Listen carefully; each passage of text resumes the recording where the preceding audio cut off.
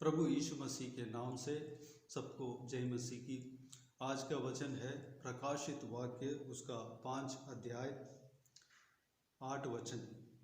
जब उसने पुस्तक ले ली तो वे चारों प्राणी और 24 प्राचीन उस मेमने के सामने गिर पड़े। उनमें से हरेक के हाथ में वीणा और धूप जो पवित्र लोगों की प्रार्थनाएं हैं से भरे हुए सोने के कटोरे थे। वे यह नया गीत गाने लगे, तू इस पुस्तक के लेने और इसकी मोहरें खोलने के योग्य हैं, क्योंकि तूने बद्ध होकर अपने लहू से हर एक कुल और भाषा और लोग और जाति में से परमेश्वर के लिए लोगों को मोल लिया है। मेरे प्रियो, पवित्र बाइबल का इस प्रकाशित वाक्य पुस्तक में हम इस संसार के अंत के दिनों में स्वर्ग में जो होने वाली बातें इसमें हम देख सकते हैं। परमेश्वर का चेला यूहन्ना को यह प्रकाशित दिया गया, यह दर्शन दिया गया। अंत के दिनों में एक पुस्तक है, उसमें 7 मोहरें रहता है। एक एक मोहरें जब खोला जाता है, उस मोहरों को परमेश्वर प्रभु यीशु ही खोलता है। पिता परमेश्वर के सामने एक एक मोहरों को उस पुस्तक का जब खोला जाता है तो एक एक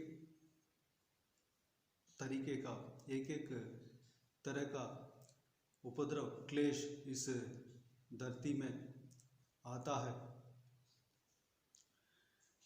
उस समय 24 प्राचीन परमेश्वर का सिंहासन के साथ सिंहासन में बैठे हुए हैं। वो प्राचीन कौन है?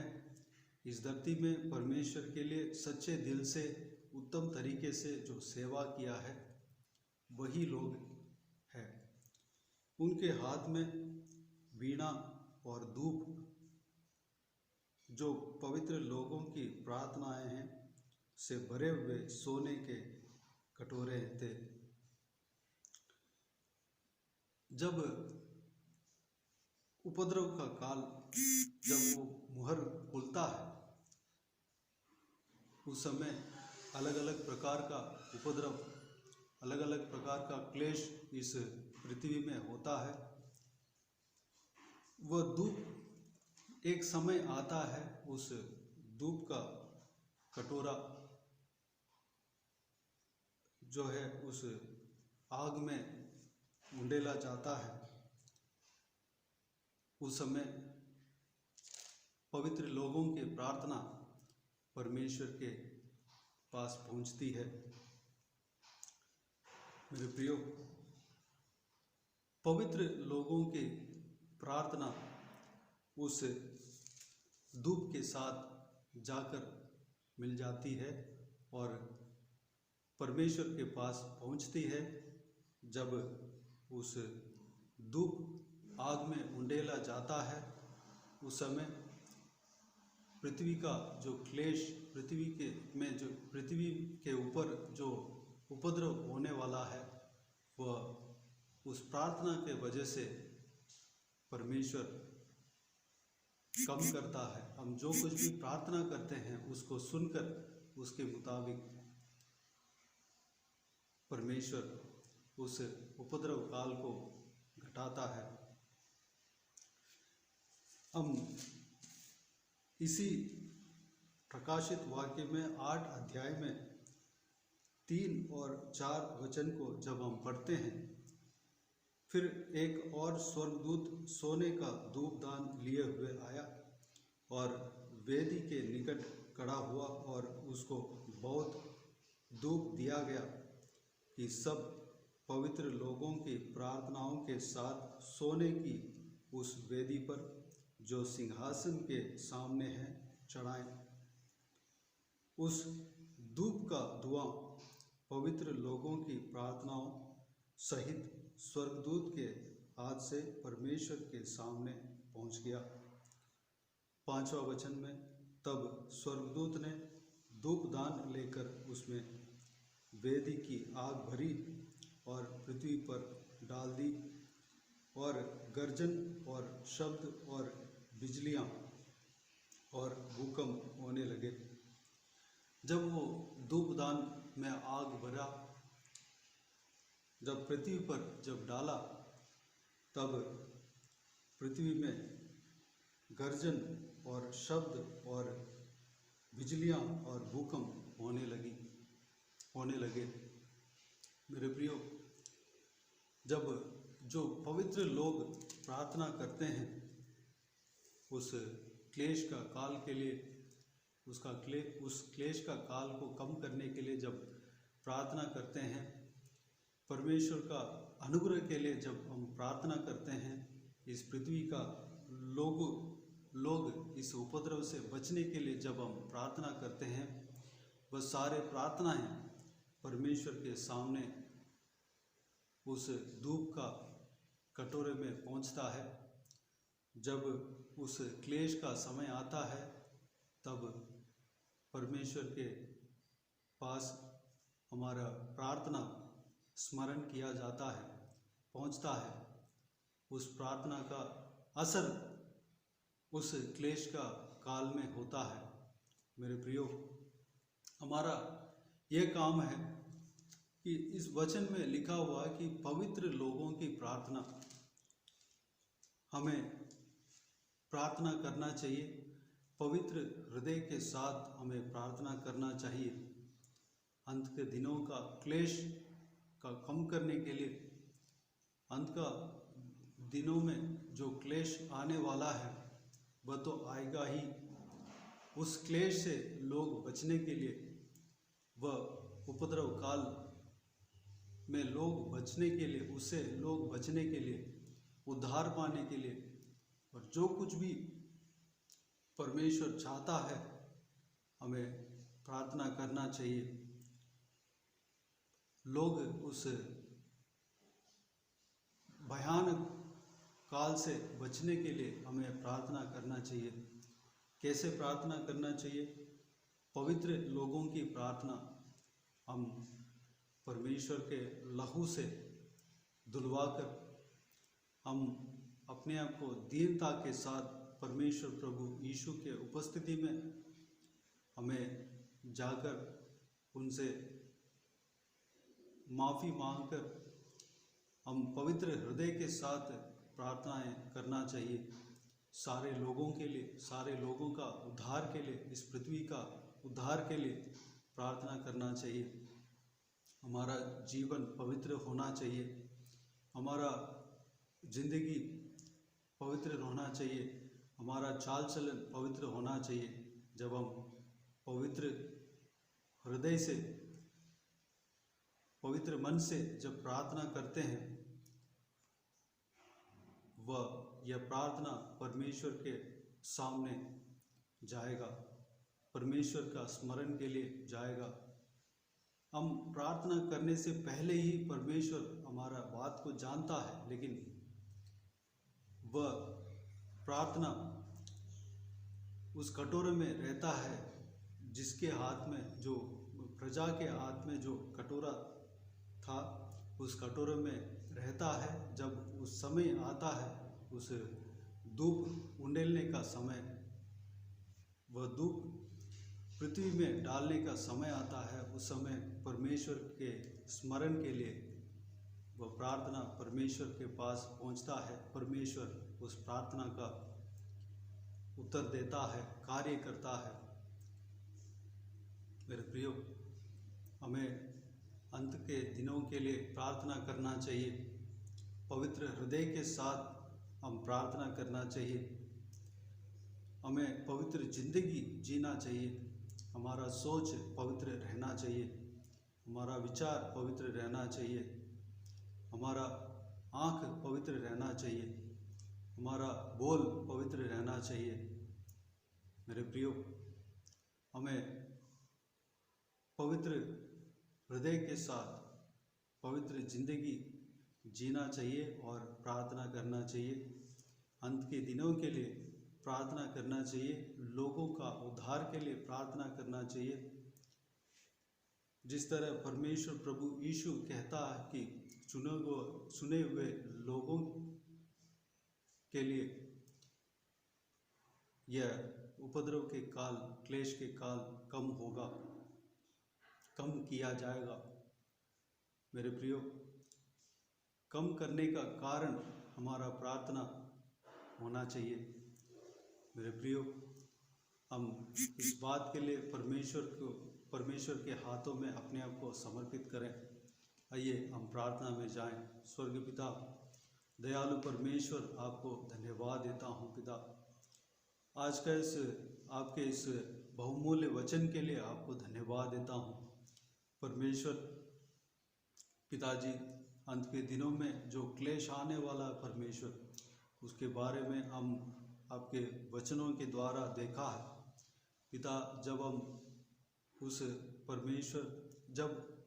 उस मुहर, वो किताब खोला जाता है, वो पुस्तक खोला जाता है, जब वो मुहर खोला जाता है पिता, उस समय तरह तरह के क्लेश आते हैं परमेश्वर। जब वह दुख इस धरती में डाला जाता है तो तरह तरह का क्लेश, तरह तरह का संभव इस परमेश्वर धरती में, इस पृथ्वी में होगा परमेश्वर। पिताजी, उस क्लेश को कम करने के लिए हम प्रार्थना करना चाहिए पिता। हम अपने आप को परमेश्वर नम्र हृदय के साथ आपके हाथों में समर्पित करते हैं, आपके उपस्थिति में आते हैं पिता। हमें प्रार्थना करने के लिए अनुग्रह देना, उस विषय के लिए हम प्रार्थना करने पाएँ, लोग बचने के लिए प्रार्थना करने पाएँ, लोग पापों से बचने के लिए प्रार्थना करने पाएँ परमेश्वर, लोग उस क्लेश से बचने के लिए प्रार्थना करने पाएँ, यह क्लेश का काल कम होने के लिए प्रार्थना करने पाएँ परमेश्वर। हमारा प्रार्थना आपके स्मरण के लिए पहुंचाया जाता है, इसलिए आपको धन्यवाद देता हूं पिता।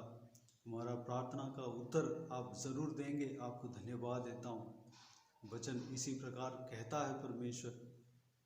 पिताजी, हम पवित्र हृदय के साथ प्रार्थना करने पाएँ, पवित्र मन के साथ प्रार्थना करने पाएँ, हमारा हृदय पवित्र रहने पाएँ, हमारा चाल चलन पवित्र रहने पाएँ, हमारा आँख, हमारा हरेक बोल पवित्र रहने पाएँ परमेश्वर, हमारा सोच विचार पवित्र रहने पाएँ। पिताजी, हमें प्रार्थना में लगे रहने पाएँ परमेश्वर, अनुग्रह देना, दूसरों के लिए प्रार्थना करने पाएँ पिता, अनुग्रह देना पिता। पिताजी, हमें आशीष देना पिता, संभालना। इस अंत के दिनों में जो क्लेश आते हैं उससे हमें बचाना पिताजी। आपका सीक्रेट कमिंग में परमेश्वर हमें उठा लेना पिता। धन्यवाद देता हूँ, आपको स्तुति करता हूँ, आपको महिमा देता हूँ। सारे जन को इसी तरह आशीष देना परमेश्वर। पिताजी, आपके आगमन निकट है, आपके आगमन के लिए हमें तैयार करना परमेश्वर। धन्यवाद देता हूँ पिता। जो कोई भी व्यूअर्स इस वीडियो को देख रहे हैं, उन सभी को आशीष देना, संभालना परमेश्वर। उनको कोई कमी घटी ना होने देना, आत्मिक उन्नति देना परमेश्वर। पिताजी, आपके वचन के अनुसार चलने पाएँ, आपके वचन में जो कहा हुआ है बातों के अनुसार, सत्य के अनुसार चलने पाएँ, वचन के प्रकाशित में चलने पाएँ परमेश्वर। अनुग्रह देना पिता। आप जिस तरह चाहते हैं उसी तरह चलने पाएँ पिता, अनुग्रह देना। हर एक जन को आशीष देना परमेश्वर, प्रार्थनाओं का उत्तर देना परमेश्वर। हर एक का परिवार में कार्य करना, जिनको जो कोई भी ज़रूरत है पूरा करना, जो कोई भी जन बीमार है उनको छूकर चंगा करना। प्रभु यीशु मसीह के नाम से चंगा होने पाए, आपके हाथों में समर्पित करते हैं। जो कोई भी जन दुख तकलीफ में है उन सबको परमेश्वर उस दुख तकलीफ से छुटकारा देना, परमेश्वर शांति आनंद से भरना, सारा दुख तकलीफ उनका जीवन से दूर होने पाए प्रभु यीशु मसीह के नाम से। हालेलुया। जो जन ट्रीटमेंट के लिए परमेश्वर ट्रीटमेंट कर रहे हैं, उनका सारा ज़रूरतों को पूरा करना पिताजी, डॉक्टर के द्वारा आप कार्य करना पिताजी, स्वस्थ करना परमेश्वर, चंगा करना पिता। उनका बच्चों को, जवान बच्चों को आपके हाथों में समर्पित करते हैं। हम सभी का बच्चों को आपके हाथों में समर्पित करते हैं पिता। आशीष देना, संभालना, उनका कोई कमी घटी ना होने देना, ज्ञान बुद्धि देना, भरपूर आशीष देना, भविष्य में आशीष देना पिताजी, पढ़ाई लिखाई में आशीष देना पिताजी, कमज़ोरी दुर्बलता को निकालना, बल सामर्थ्य से भरना पिता। शैतान के फंदे में ना फंसने पाए, गलत मार्ग में ना जाने पाए, आपके वचन के राह पर चलने पाए, अनुग्रह देना परमेश्वर। बुजुर्ग लोगों को आपके हाथों में समर्पित करता हूँ पिता। बुजुर्ग लोगों को आशीष देना, आप उनका सहारा बनकर रहना, उनका हड्डियों में ताकत देना, शरीर में ताकत देना, लंबी उम्र देना परमेश्वर। जवान भांज की तरह वह उड़ने पाए, आपके परमेश्वर सेवा करने पाए, आपके लिए परमेश्वर दौड़ने पाए, अनुग्रह देना पिताजी। आपके नाम की स्तुति हो, आपके नाम की महिमा हो परमेश्वर। धन्यवाद देता हूँ पिता। जवान बच्चों के संग रहना, उनका हालेलुया भविष्य को आशीष देना परमेश्वर। धन्यवाद देता हूँ। जो कोई भी जन कर्ज लिए हुए, उन सबका कर्ज चुकाने के लिए अनुग्रह देना, सारा कर्ज जो उधार लिए हुए हैं परमेश्वर वो वापस देने पाए, द्वार खोलना पिता। जिनका घर नहीं है घर देना, जिनको नौकरी नहीं है नौकरी देना, जिनका परमेश्वर जो बिजनेस कर रहे हैं बिजनेस को आशीष देना, जो नौकरी कर रहे हैं नौकरी को आशीष देना, जो पढ़ाई कर रहे हैं पढ़ाई को आशीष देना, जो लोग परमेश्वर शादी के लिए प्रार्थना कर रहे हैं उनका शादी होने पाए पिता। जो लोग संतान के लिए प्रार्थना कर रहे हैं उन्हें संतान देना परमेश्वर, उन्हें भरपूर आशीष देना पिता। जो कोई भी प्रार्थना आपसे मांग रहे परमेश्वर, उस प्रार्थना का उत्तर देना, आशीष देना, अनुग्रह देना। सारा प्रार्थना को सुना, ग्रहण किया, धन्यवाद देता हूँ। सारा दुआओं को प्रभु यीशु मसीह के नाम से मांगता हूँ, सुन और ग्रहण कर। आमीन आमीन। प्रभु यीशु मसीह के नाम से प्रभु यीशु मसीह का आशीष और अनुग्रह हम सभी के ऊपर बने रहें। आमीन आमीन। मेरे प्रियो, इस चैनल को सब्सक्राइब करें और शेयर करें। अगर किसी को भी प्रार्थना का विषय हो तो डिस्क्रिप्शन में दिया हुआ नंबर पे कॉल करके प्रार्थना करा सकते हैं, या व्हाट्सएप में हमें व्हाट्सएप के ज़रिए बता सकते हैं। आपके लिए प्रार्थना किए जाएंगे। विशेष करके बुधवार और शनिवार को आपके व्हाट्सएप में वॉइस मैसेज के ज़रिए प्रार्थना करके भेज दिया जाएगा। अगर इस सेवकाई के द्वारा परमेश्वर आपके जीवन में कार्य किया हो वो भी हमें बता सकते हैं, ताकि हम सब मिलकर परमेश्वर का महिमा करें। प्रभु यीशु आप सबको आशीष दे। आमीन आमीन।